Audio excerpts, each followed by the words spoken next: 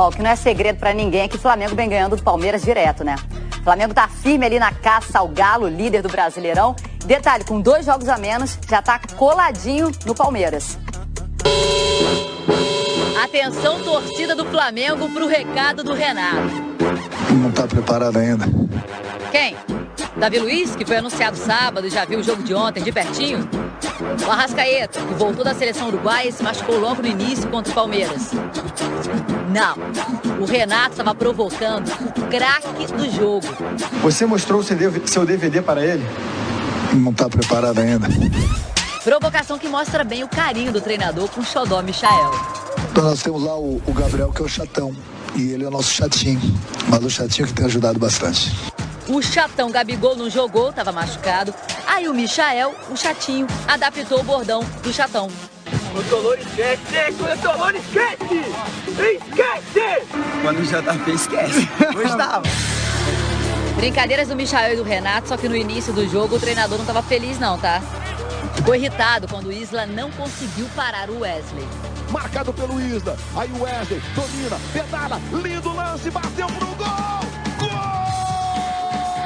O Wesley é o nome da emoção! Mas 15 segundos depois do reinício do jogo, começou o show do Michael. E aí o Pedro tocando pro Everton Ribeiro. Everton, cruzamento pro Michael! Gol! Michael com estilo! 17 minutos do primeiro tempo. Jogo de gigantes. Um gigante de 1,66 m. O empate relâmpago acalmou o Renato, mas aí veio outro problema. O Arrascaeta pediu para sair. Passa a ser um problemão. Naquele momento, o Flamengo passava a jogar sem o trio de ataque titular. E além do Gabigol, do Bruno Henrique e do Arrascaeta, o Renato já não tinha Felipe Luiz, Rodrigo Caio e o Diego. Era a hora pro Palmeiras crescer. Só que o Luan cedeu um escanteio bobo no início do segundo tempo. O Luan agora reclamou com o Everton. Me avisa que o Everton estava inteiraço. Esse escanteio acabou dando em outro. Saí do desvio do Zé Rafael pela linha de fundo. E aí sim, a bola do Vitinho veio na cabeça do Pedro. O artilheiro Reverência está de volta. Depois de um tempão, perdi até as contas sem marcar. O último gol dele tinha sido contra o Bahia em julho. Estava 9 jogos sem marcar. Mas os problemas do Renato não paravam e o Pedro também pediu para sair. Olha a escalação do time a partir dos 28 do segundo tempo. Rodinei no meio, Vitinho de centroavante. Só que mais uma vez, o Palmeiras não reagiu. E um lateral no campo defensivo do Flamengo virou ataque mortal. E a bola tocada para o Michael. Recebe do Vitinho. Aí o Michael partiu para cima da marcação. Limpou a marcação, bateu bonito. Gol! O Vitinho bota o Michael para correr. Faz o drible e marca um lindo gol. 3-1 e o Abel Ferreira continuava as anotações. E será que o técnico tanto escrevia, hein? A torcida do Flamengo provocou nas redes sociais. Flamengo 3-1, show do Michael, Papai Renato agradece. E as charges do nosso cartunista, Mário Alberto, representa bem essa freguesia do Palmeiras. São 5 vitórias do Flamengo, 3 empates no Brasileirão desde 2018. Só completando o Flamengo, a dupla de zaga que é reserva jogou demais ontem. Aliás, corneteiros que estão nos xingando, quantas vezes vocês já cornetaram o Gustavo Henrique, o Bruno Viana, o Léo Pereira? É normal, o torcedor corneta. É normal a gente vir aqui e falar, olha, eu pelo menos acho normal.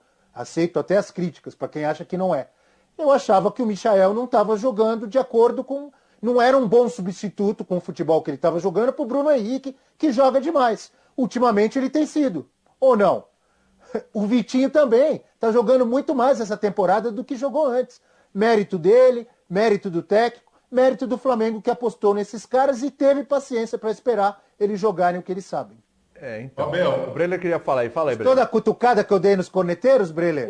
Foi bom, foi bom. O pessoal na padoca até pulou ali, ó. O pessoal na padoca... Tô me xingando mais agora. O pessoal na padoca pegou aquele ovo cozido, sabe aquele ovinho lá? Já jogou na tela da TV ali, mas tudo bem, tá? Mas tô com você, Abel. Pode jogar em mim também, esse ovo aí que não tem problema. Fala, ô Breler. O Abel deu uma espetada nos corneteiros e deu uma moral pro elenco do Flamengo, e eu concordo, né? O elenco do Flamengo é muito bom. mas discordo dessa pergunta aqui embaixo. Se ficou provado em campo que o elenco do Flamengo é superior que o do Palmeiras. Não vejo por esse lado. O elenco do Palmeiras continua sendo Como muito assim? bom. O que ficou provado... Mas o Breler, agora você levantou uma polêmica aí. Eu gostei porque era a pergunta que eu tinha engatilhado aqui. Peraí, não é?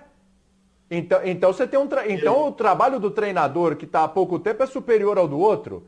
Porque se o seu elenco é inferior e você faz o que você faz com o Palmeiras, com o Corinthians, com o Santos e com o São Paulo, porra, o trabalho do treinador então está sendo vital. Em termos de elenco, para mim, eu vejo como dois clubes equiparáveis hoje. E até o Palmeiras, antes da chegada desses reforços europeus do Flamengo, para mim o Palmeiras era melhor. O problema do Palmeiras é um elenco subaproveitado, que não é um problema de agora, é um problema de muito tempo, de vários técnicos. A gente sempre fala, o Palmeiras pode jogar mais. E até quando a gente falava isso com o Palmeiras campeão da Libertadores, na Copa do Brasil, o torcedor falava, não, mas que é isso, a gente é campeão, mas no nível coletivo, o Flamengo está muito acima do Palmeiras. E há algum tempo, o Flamengo joga mais bola que o Palmeiras, até mesmo naqueles períodos instáveis do Rogério Ceni, quando a gente criticava um time muito exposto, tomava gol fácil, mas bola por bola, e principalmente no campo ofensivo, o Flamengo sempre produziu mais, o Flamengo sempre usou melhor esses talentos. A gente pode até discutir qual time titular tem mais genialidade, mais jogadores capazes de mudar uma partida, mais craques. Concordo que é o Flamengo. O Flamengo tem jogadores mais imprescindíveis que o Palmeiras, mas coletivamente o Palmeiras continua sendo muito forte e esse elenco pode ser melhor aproveitado. E aí não é uma crítica para derrubar treinador, o Abel até agora não conseguiu, não serve para o Palmeiras. Serve, mas essa forma de jogar do Abel, e ontem ficou claro, o Flamengo tinha 8 desfalques e 5 jogadores considerados titulares, e nem assim o Palmeiras conseguiu se impor na bola, conseguiu jogar mais que o Flamengo. Então, algo indica que o Abel precisa ter mais variações, precisa botar mais a mão nesse elenco, precisa testar coisas diferentes, porque e o Palmeiras, para mim, William, regride quando volta a ser dependente do Dudu. O Palmeiras está voltando a ser dependente do Dudu. Quando o Dudu é marcado, como foi ontem, bem marcado, ele não conseguiu andar ali no meio-campo, o Palmeiras não cria muito pouco, o Palmeiras oferece pouco perigo. Para mim, esse é um passo atrás. Um grande mérito do Abel foi ter feito um time com força coletiva. Fez a torcida até esquecer o Dudu. O Palmeiras foi campeão da Copa do Brasil, da Libertadores, sem o Dudu e com futebol coletivo mais forte. Hoje, voltou a ser o time que tenta dar a bola no Dudu para ver o que acontece. Então, para mim, esse é um passo atrás que o Abel precisa rever. Você falou ainda do elenco aí do Palmeiras, né? Você falou, precisou falar do potencial, tem nível e tal, etc. Não é bem assim o que tá escrito aí no GC para você. Mas aí, professor, e aí, Breno, se quiser interferir, Abel, fica à vontade aí. Vamos lá, vamos jogar o jogo aqui. Imagina o inverso, professor. Imagina o Flamengo já imaginei. 100% ali, com o Bruno Henrique, com o Gabigol, com a Arrascaeta o tempo todo, com o Rodrigo Caio, né, com o Felipe Luiz. Imagina um Flamengo assim. E o Palmeiras desfalcado de 8 titulares. Nessas posições que faltou pro Flamengo ontem. Você imagina o Palmeiras metendo um 3-1 no Flamengo no Maracanã nessas condições? Não por conta até do jeito que o Abel vê futebol. Ontem, o Abel já tocou nisso, o nosso Abel, e eu assino embaixo, jamais teria tirado o Wesley de campo ontem. Jamais. Ontem ele criticou o Pedro, porque criticou entre aspas, né? O único lance do Pedro, pois o Pedro fez tudo aquilo que todos os atacantes que ele colocou em campo ontem, ele colocou todos os atacantes que tinha, de que dispunha, e nenhum deles fez o que o Pedro fez. Então tem muito mérito do Flamengo nessa história. Eu acho que a gente precisa relativizar também o seguinte, ontem foi uma briga de cachorro grande, que não é a briga do dia a dia. Para o consumo do dia a dia, o Palmeiras vai bem. Agora ontem foi uma briga de cachorro grande. E o problema é que agora já tem outra. Contra o Atlético Mineiro, é coisa desse nível. Esse elenco do Palmeiras, esse time do Palmeiras, esse técnico do Palmeiras, precisam responder. Sob pressão, esse elenco até tem respondido bem. na gestão Abel, é nesses momentos que esse time tem se mostrado. Mas agora está demorando. E tem a questão dele se pegar com alguns nomes de jogadores individualmente que não rendem a mesma coisa, principalmente nesses jogos grandes. Tem 3, 4, pelo menos 3 jogadores bastante contestados do Palmeiras ontem. O Marcos Rocha ontem fez uma partida muito ruim. O zagueiro Luan. Então, são os mesmos nomes que se repetem e que o Abel tem uma certa insistência com eles e com o jeito de jogar também. Ao insistir com eles, ele é refém de um jeito de jogar. Elenco por elenco, ele teria tão ou mais condição que o Renato Gaúcho. Agora, como ele trabalha com esse elenco, tem uma diferença muito grande nesse momento, né? A gente sabe que o Renato hoje é um técnico que está potencializando o seu elenco muito mais do que o Abel. E aí estou com o Breler, não é só o Abel não, essa cobrança no Palmeiras vem lá de trás. O Vanderlei Luxemburgo, por exemplo, a gente falava isso toda hora. Ele também se defendia com um título menor, que era o do Paulista, mas também tinha a mesma história.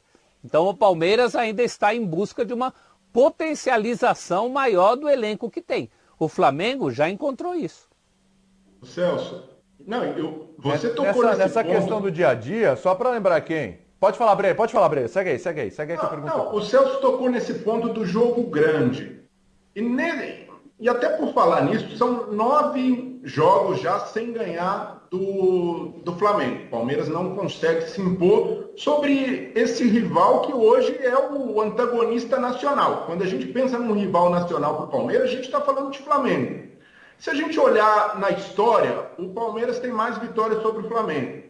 Se a gente pegar até nos anos recentes, antes desse tabu começar, o Flamengo ficou 5 anos sem ganhar do Palmeiras. Um tabu ali, o Flamengo até com bons times, mas era muito empate, batia na trave, não conseguia. Mas já são quase 4 anos e 9 jogos. Para mim, o Palmeiras não deveria normalizar essa freguesia, achar que esse tabu é normal. Porque hoje, diante dessa rivalidade que vem crescendo nos últimos anos, e esse é um nível de enfrentamento que coloca à prova o seu jogo coletivo, que mostra... E aí, William, a gente está vendo, né? São 5 vitórias do Flamengo, 4 empates, só uma vitória do Palmeiras nos últimos 10 jogos. É um número impactante pelo tamanho...